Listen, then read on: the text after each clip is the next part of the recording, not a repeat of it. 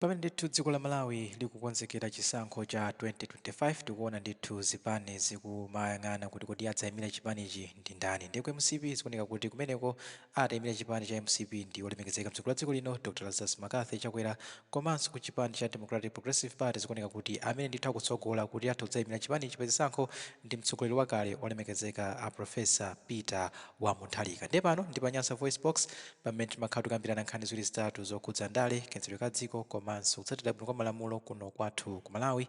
Ndiye pano tabweranso ndi mabambo Lwara. Lwara anena kuti pakati pa Mutharika komanso Chakwera palibepo mtsogoleri wabwino chifukwa kuti Chakwera tawaona ntchito zawo ndipo alephera ndipo alibenso reason iliyonse yokuti ife Malawi tapatsenso mwayi wina kuti apitirize kukhala mtsogoleri wa dziko lino mu 2025. Kupita kwa Mutharika, Lwara unena kuti ayi Mutharikanso si mtsogoleri woyenera chifukwa kuti iwo ndithu adakhalapo mtsogoleri, adakhalapo nduna za maphunziro, adakhalapo nduna ya zoona nkhani zakunja komanso adakhalapo nduna ya yoona za malamulo kuphatikizaponso president wa dziko lino kwa zaka 5 ndipo ntchito zawonso tidaziona ndipo tidachotsa mboma chifukwa kuti anali munthu wolephera. Ndipo palibe chifukwa chokuti Amalawi akatengenso munthu yemwe uja amene adanchotsa chifukwa kuti analephera kuti pano akhalenso mtsogoleri wa dziko lino. Ndiye iwo ndithu akulankhula kuti pakati pa Mutharika ndi Chakwera ndithu palibe mtsogoleri wabwino chifukwa anthu amenewa alephera kuyendetsa dziko lino. Ndipo ngati zipani za DP komanso MCP zikufuna kuti zidzapambane pa masankho amenewa ziyenera kuti ndithu zisinthe atsogoleri chifukwa anthu amenewa ndi anthu olephera. Ndiye ndikhale pano pa Nyasa VoiceBox kuti tiyamvera Lwara kuti bwanji pa nkhani ya Mutharika komanso Chakwera kupikisana nawo pa mpando wa president mu chaka cha 2025 pano pa Nyasa VoiceBox. Yes, good morning, my comrades. Pa group hapa Mwasuka Bwanji ndipo Mwasuka Bwanji. Welcome Bon Kalindo wayankhula nayeso mbali yomwe takati kuyankhula nthawi zonse about poor delivery system yomwe ichitika Malawi muno, kuponzezedwa kwa ntchito Malawi ndi makampani achimwenye amwenye that have dominated kupondereza Amalawi akalembedwa ntchito komanso Malawi tikutengedwa ngati dziko si lathu yani. The reason being nothing, poor leadership. Yeah, let me just come to an issue that I think I have to share with you Malawians. For the first time, maliro tikulira inde, tinalira komabe tikulirabe. It's true, tilire choncho maliro. Koma, tikamalira maliro, tizizi wa sogolo latu. Kodi sogolo latu lili pati. Malawi, where are we heading? Because now what I'm hearing is ozimendikuona ndikuvanso nzokhumudwisa kwambiri. Zipani zomwe zimati zazikulu ngati MCP, DPP, they're also busy campaigning for change for this country. I don't know what type of change these parties are looking for. Kodi zipani za DPP and MCP afuna change cha mtundu wanje? Because if we're maintaining the same leadership ya DPP, that means we cannot talk of change. Change must take place within DPP. Osati kuti ya DPP azikamba kuti change ya Malawi as a party under APM. That's a very big mockery Malawians. Sidi kudala na wa DPP. Koma DPP ngati kulide anthu okonda ziko la Malawi. The thing is first you have to start that change within your party. Osangosintha ku DPP ko bwanji kuika kwa nthanzero. DPP ndi chipani chomwe chini ma structures from Nsanje to Chitipa. And there are structures all across the country. As compared to these other parties. Zipani zina zilibe ma structure kufanizira ndi DPP. And DPP inalamulirapo kusonza kuti ili ndi ma structures ambiri. Unlike mwina chipani cha PP. Ku PP inde chinalamulira mwangozi 2 years. Mwina ma structures zao sitingafanzire ndi ma structures za DPP ndi MCP. So ku DPP ngakamakamba za change. Yeah, tikalowa mboma fetu za sintha. A DPP asatinamizi. DPP cannot change under Peter Mutharika. That's a fact. DPP singa wine apart from with Peter Mutharika. Pali business. Koma DPP koza kuwina. To say for Malawi you can support DPP with a different party leader. That's it.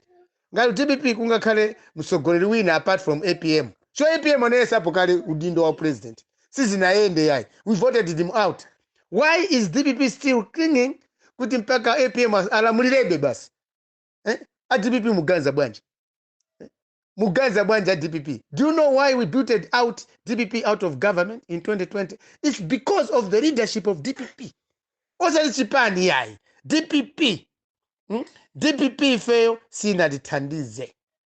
Ndi usogera Peter Mutharika. Peter Mutharika was just anaukanga figurehead. Amena malamuli nataya Peter Mutharika. Suddenly Peter Mutharika yai. And panopa ndi ukalamba mena now. So to say this, mena the age of Mutharika panopa sangaendese ziko yai. Ndio anyamata ndamena maendesa ziko. Kapena madamu hao, first lady hao. Amakakaza hao mwina ndamena kuzakuendesa ziko. Because the man is incapacitated. Mutharika panopa unazona Malawi ndifa Malawi tonse. So tukama tudana nawe. Kwa my faith nacho za TPP because of leadership. Yomwe si maona zone zimapanga mchipani mwao. Si maona nkaza zimene mamemba za TPP amapanga against Malawi. Omwe amazuzula.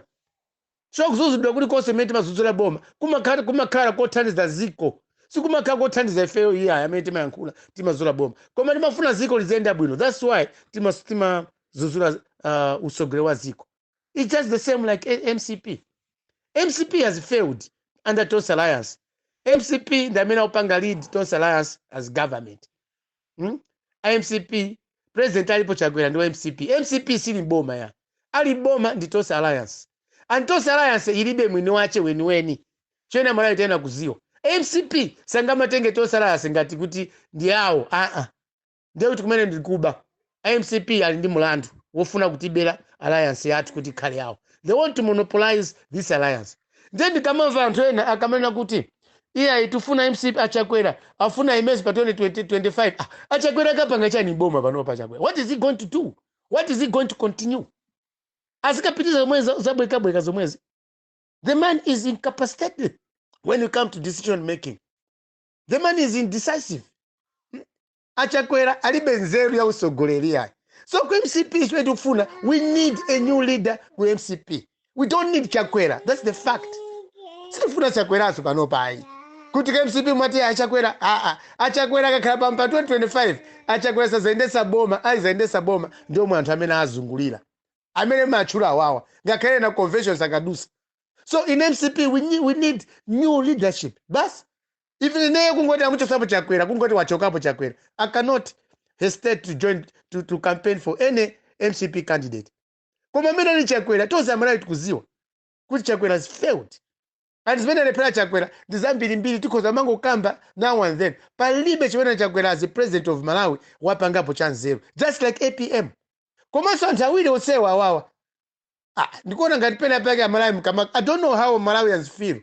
Kama kala pansa Malawi maguru, kumakambira na zoti kuti ziko itingendese bwanji. I don't know. Taona anaika Chakwera ndiye chenda ndaye pempa mpano ni ndani ndi Lazarus Chilimatu paoka ndi chipani choka cha DPP si chikanalo wa boma maina Lazarus Chilima as running mate wa Chakwera wa Chilima wa APM chimozi MCP si kanalo wa boma maina Tonse Alliance yemwe running mate wa Chakwera anali Lazarus Chilima anaika achakwera boma ndipo no pamana ndikudaba mukuzungura kutali uko. The fact is Chakwera and Mutharika should no longer continue opting for any presidency of this country. Awawa apume. Mwauze ndita Chakwera. Dia Chakwera inde 5 years mwadiapo. Komaso muni retirement yanu. Moyo wanu Onse. Muzilandira ndama ya boma. Full stop. It's an achievement in life. To get free money after office ya president. Chimoza APM. Akuyankula mautumba because akuda ndalama ya boma. Mene tikuwa pasa ifeyo ya misongo hatu. So aku DPP. Kodi kulimbuli ku DPP uko. Chifukwa chana DPP mulepha kuti musinthe zinthu kuchipani kwanu musanalawe mboma kuti muzasinthe zinthu zimene mukunena kuti musina boma. So apa nopa change ikufunika kumalawi kuno sikuti ikufunika kusintha kuboma yayi. Change ena kusintha kuzipani. Ku DPP uko musinthe leadership ilipo. Acha owa Mutharika uinde ndi anu achipani chanu mwakonde. Koma Malawi ifeyo we cannot trust that man. And no one is there daring to see Peter Mutharika kuti atilamulireso. The man failed. Anabelezo zisankho ta DPP ya. Koma bukoti mama ikoti inatiwombola. Chimozi Chakwera. Mwa Chakwera mulibe usogoleri. Ola munga nene chotani. Ola munga ndide. Lazarus Chakwera mulibe usogoleri wa ziko. He does not know anything. And I don't think he's the one kulamulira ziko lai. kunyumba kwawo komwafuse bwiribwino achakwera kodi akwendesa dziko la Malawi ni ndani muzaona mwina sa president amene wakwendesa dziko ayi someone behind just like mene wapangira APM samaendesa dziko la Malawi ngati president ito amaendesa dziko ndi anthu ena iye amangokhalapo chonchi basi kungokhala kuti phiri amulanje ilo koma amene akusamala mitengo mphiri muja simmamuziwa amati mizimu kaya so chimozimozi APM ndi achakwera awawo. I don't think Malawians, you can be wasting your time talking about these people to continue leading us as a country. Achakwera bwesa umphawi under the abundance of resources. Chilichonse achakwera tinapasa, voti tinapasa, chikondi tinapasa, kayankhulidwe kabwino tinaphunzisa, chilichonse tinauza achakwera koma kulepha kwendesa dziko as MCP leader, as Tonse Alliance. So MCP sinambela wapo mboma since 1994. MCP palopa iliboma because of Tonse Alliance. So chamgwizano wazipani zambiri, that's why MCP is there. The MCP akama shaina kakupita convention kakutani, it's just a waste of time. Kwa muntu wanzeru sanga votere MCP panopa ndi achakwera. Kwa MCP as a political party in Malawi, Tonse Malawi tugwizana nazo. DPP as a political party in Malawi, Tonse Malawi tugwizana nazo. Koma usogolere wazipani zimene zizi, we are not agreeable with these people. See, Chakwera is not fit, to be honest, Malawians. Anga Kongole Chotani, anga Nkole Chizungumotani, is not fit. Chimozi Peter Mutharika, anga kale musogole wa dziko, kapena muti anali professor of law, international law. Law imene ya Mutharika, mwina njamu mapepa la chabitu. Because zimene zifuta Malawi muno, ndizokuza kuphwanyidwa maufulu amalamu, kapena kuphwanyidwa kwa malamulo athu. Malo amene anaphunzira iwo, malozi awo. Acha Mutharika akulepera kuphunzitsa dziko la Malawi kuti chilungamo mdziko chimayenda chonchi. Makoti Malawi ayenda kwenda chonchi. Naze anaphunzira international law. Koma international law imene anaphunzira kuti athandize ndani. Sanaphunzira international law Mutharika kuti azathandize Malawi imene zaonekera. We tested him. As Minister of Justice, you failed to handle my case. As Minister of Education, analepera kuteza mavuta academic freedoms. Kuchasa College, University of Malawi. So the man is a failure Malawi. Mukuona watu Peter Mutharika ndo okanika. Chimene mkumkakabizira ndi chani. Ngatali makobili also anachokaso kuti kwa yeye. Pesa makobili ameti kumpasa ndi atu aboma.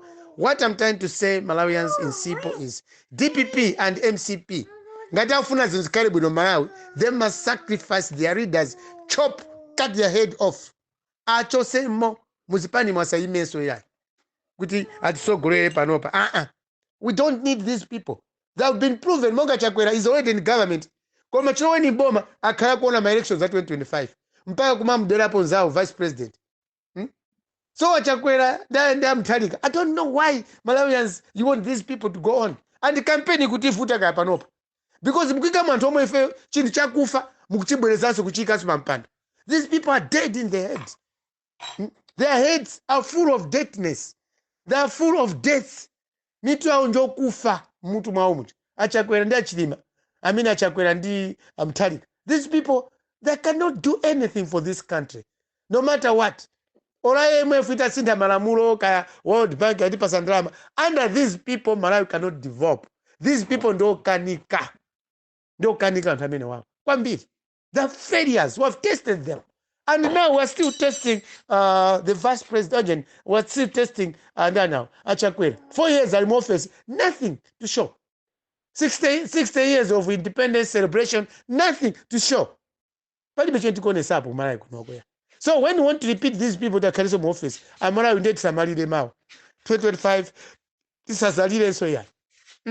Zolila kulibe 2025. Because these people, tao nakale, akulepa wapanga organize zipani zao, akulepa wapanga organize zintu mu Capitol Hill, akulepa wapanga organize amwenye kuti ma business awa kwenda bwanji. Alibe ndi upangiri wina uli wonse. They have got no influence in trying to develop this country. Basi kwa amangufuna position. And the whole mwina sa kufuna so position mendi konela.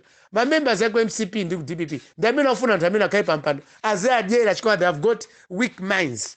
Their brains are not functioning as leaders. So I don't know why Amalawi tukumango vutika ndi zinzopanda pacha. Peter Mutharika is a malfunction. Lazarus Chakwera malfunction. ndatoti sangagwireso ntchito ya upresident ayi. Songa zipani mukona ngati mulibe ndalama mamembers a chipani mukona ngati Chakwera kapena Mutharika ndi ndalama zomata kupase ndino akuthandizeni. That means you are a weak politician. A good politician amafuna ndalama payekha. He must work hard and find the money to campaign. Kwa panopa choti ndalama zinda Chakwera kapena ndalama zinda Mutharika ka ndalama zake ngati kuti zakuba. Chika masala ya president waziwa. Where they get money we don't know. Koma sana cha declare ma asset anapanga declare sizikati kuti anapanga declare mwa chilungamo kapena ya. So the thing is, what I'm trying to say, Malawians, is very simple. Chakwera ndi Mutharika awawa tenti achosepo. Bas ngani hata. Ndamene kusogoleza Malawi amene wawo. And munthu amene anaika pa mpando anthu amene wawa tikatiteke pa chilungamo anali Lazarus chilima. Anaika aja ngani ili makonda kubwereza kuti mwina Malawi ena mungavese bwino. Chilima ndamene anaika anthu. Chilima ndi anthu ache tinene choncho. Chilima ndi anthu a UTM ndamene anaika ajene Mutharika mbovu. Chwa chilima ku DPP anachoka kuna anthu 1 million plus. Ne 1 million plus imene anthu achilimaja ndimene napanga Chakwera kulowa mboma ngati Tonse Alliance. Iye usawo chima running mate and vice president by the end of the day, respectively, meeting and name. So where I don't understand is you Malawians, when you are wasting your time, kuti basi panopa tizikamba za azatu okhuza ndi ujeni kuzipani DPP and MCP. It's just a waste of time. We can't be talking of Lazarus Chakwera ku MCP panopa. How we at? You know MCP my members ena mufuna chani. So go on na Kharapati. Enanu so go on na Kharapati MCP. Where is your MCP politicians? So go on report. But you are basing pa muntu oti aukanika is failing. With all the proven facts that Chakwera is failing to manage the affairs of this country, to lead this country. Mkoni lato. Chimozi APM. APM amango nyata. Even kupita kumaliro, zopanga za APM, ama kanga tumina aukara kuziko lino lake osatira kumalawi. Sazi wachikailo cha malawi. Kaya kuli maliro, samata kupita kumaliro. Kaya kuyankura, saziwa. Why do waste time kumvuta mutamene yu? Ayai, APM 2025 bomba na keriti. Azikapanga chani bomba mene mo. He has already proven to be a failure. That's why we removed him in 2020 elections. So I'm very sorry. Dikama kuona ntaza mkama kamba zindu. It's quite deplorable. Zo wawa kwa mbili. Zo ni mapanga kumalawi. Zo pisa ntima usipani. Ngati mkona tiyo ndale simu kufuna. Siyani ndale. Kusano timu zika antuho karamba. Kapena incapacitated people. Kutazitira murabe mziko muno. Aye. Of course we know DPP, MCP are bigger parties. But being big, you should also have big brains. Mukezi ndaso goli, omandi big brains. So that you match and tally with the men and Hamalai to Funi. Sit down now at DPP. Come also go DPP is incapable. Singati Tandis. DPP as a government cannot help us. That's what you have to know, Malawians. MCP under Chakwera cannot help us. So we must look at it as the parties, as the pan, DPP and MCP. And Hamene Mukuti Mukwa Ferawa, Sangati Tandize Kumalawi. You know Muksanga now, come first Sangati Tandize. That's the point, Malawians. Good morning.